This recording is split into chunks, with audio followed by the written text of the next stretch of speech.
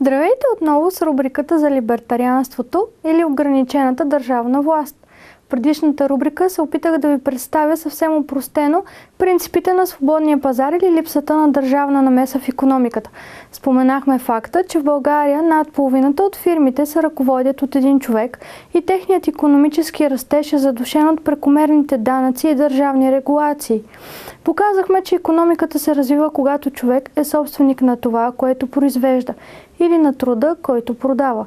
Че личният стремеж за печалба кара хората да служат едни на други все по-добре.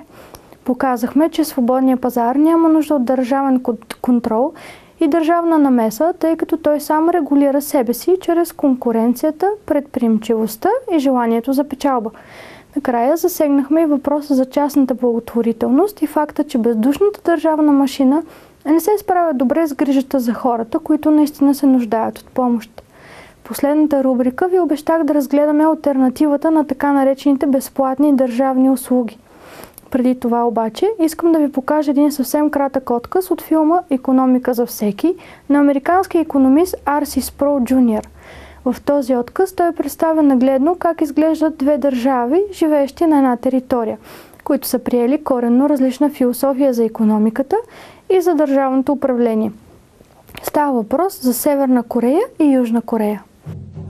North Korea has pursued a command and control socialist economy where industries are controlled by the state, vocations are controlled by the state, production is controlled by the state.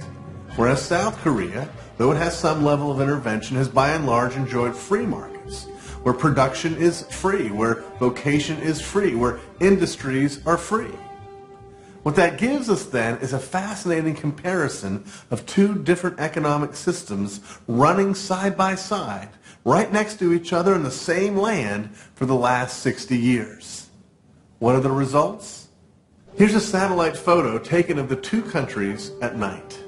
It pretty much says it all. The North is literally living in darkness as a result of its socialist economic decisions. There's not enough electricity to power the country for an entire day, so they have blackouts at night.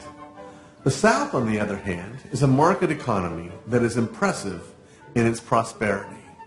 In just 60 years, there's been such a radical divergence between these two countries and their systems that one is among the leading nations in terms of productivity and wealth, and the other is at the very bottom. The South has food surpluses both through its own farming and its international trade. The North struggles through ongoing famines and regular starvation, often requiring food supplies from American and South Korean governments and charities just to survive. The South has full and thriving cities with bustling streets and full buildings. The North has empty and dead cities with empty streets and empty buildings. The South has renowned robotics, aerospace, and biotechnology industries and is one of the top 10 exporters and importers in the world. The North struggles to maintain its burgeoning military at the expense of all other industries. The South is one of the fastest growing and richest economies in the world, ranked in the top 20 with more than $20,000 in per capita income. The North is one of the poorest countries in the bottom 20 with less than $2,000 in per capita income. Това сравнение ни показва огромната разлика между сравнително свободната пазарна икономика и социалистическата икономика. Но има и други. Може да сравните Тайланд с комунистически Китай или Източна Германия с Западна Германия. Куба преди Кастро или след Кастро. Свободата и свободния пазар винаги водят до просперитет, а социализма винаги до бедност. И така, ако правомощията на държавата се ограничат само до гарантиране на нашата свобода и защитата на живота и частната собственост чрез полицията, съда и армията, то тогава какво се случва с образованието, пенсионната система, медицинските услуги и всички останали сфери на държавен контрол и монопол? Нека започнем с наболелия въпрос за образованието. Държавното образование всъщност е един остарял модел за масово достъпно образование, създадено по времето на индустриалната революция с цел изграждане на способни работници за фабриките. Но първоначалната идея за централизирано държавно образование дължим на философите на френското просвещение, които започват да излагат своите идеи за новия обществен ред. Този обществен ред представлява общество на тотален контрол на светска държава над живота и свободата на хората. Общество без независими междинни институции, като семейства, църква и доброволни организации, които да правят хората независими и неподвластни на държавната пропаганда. Ето защо най-пламенните поддръжници на централизираното държавно образование са Маркс, Ленин, Хитлер, Мусолини, Сталин, Кастро и други. В държавното училище всяко едно дете идва с различни индивидуални потребности, различни умения и различни стремежи, както и различна способност за възприемане на информация. А програмата в държавното училище е еднаква за всички и е осреднена за средностатистическото дете, което всъщност не съществува. Образованието може да постигне целта си само когато има индивидуален подход, нещо, което в институционалната среда е невъзможно. Друг много важен фактор е, че тези, които са най-заинтересовани за доброто на децата, а именно техните родители, са напълно изключени от този процес.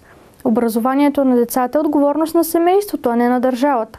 Но родителите нямат никакъв контрол над държавното училище, нито могат да избират материала, учебниците или учителите, които да обучават техните деца.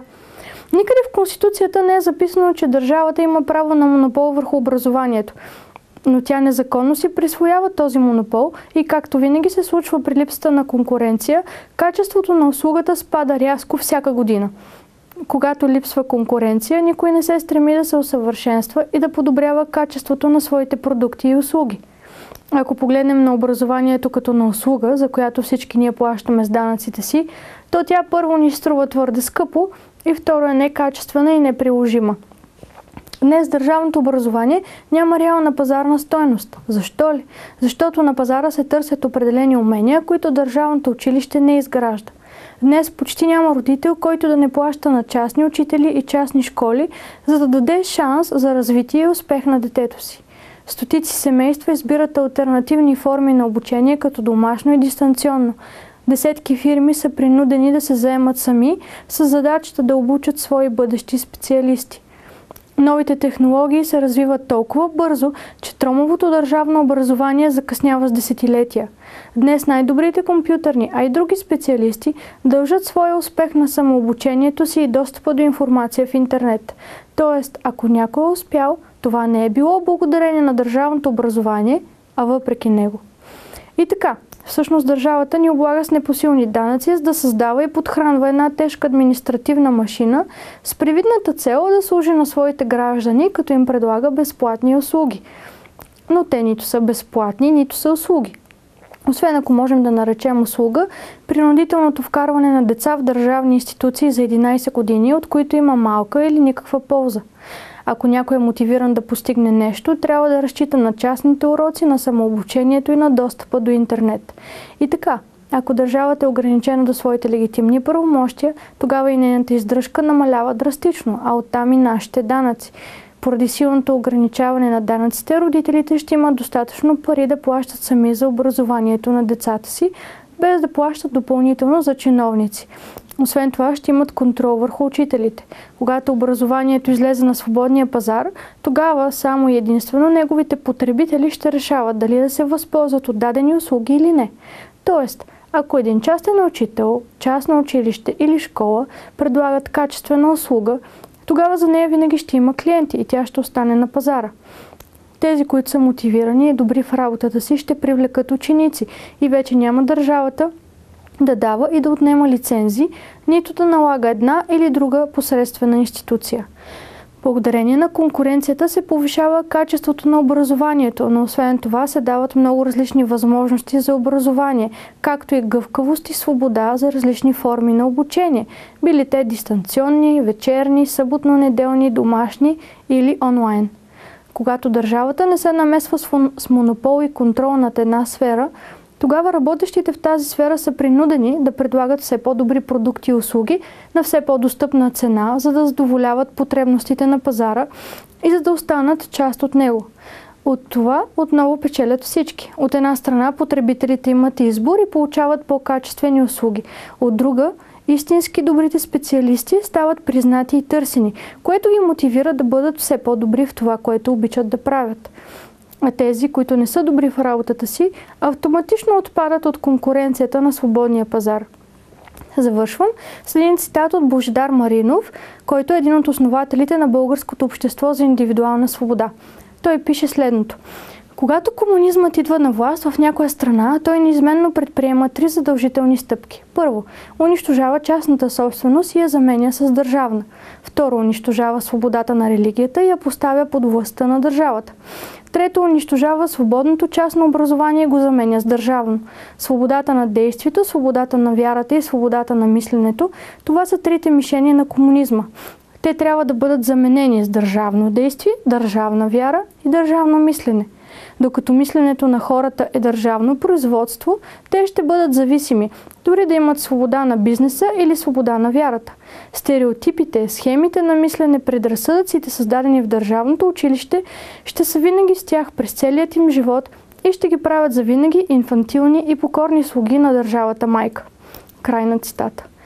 Благодарим ви, че бяхте с нас. Довиждане до следващата рубрика, когато ще поговорим за това как свободният човек поема отговорност за себе си и за своето семейство и как осигурява старините си, как се грижи за своето здраве без принудителните държавни услуги.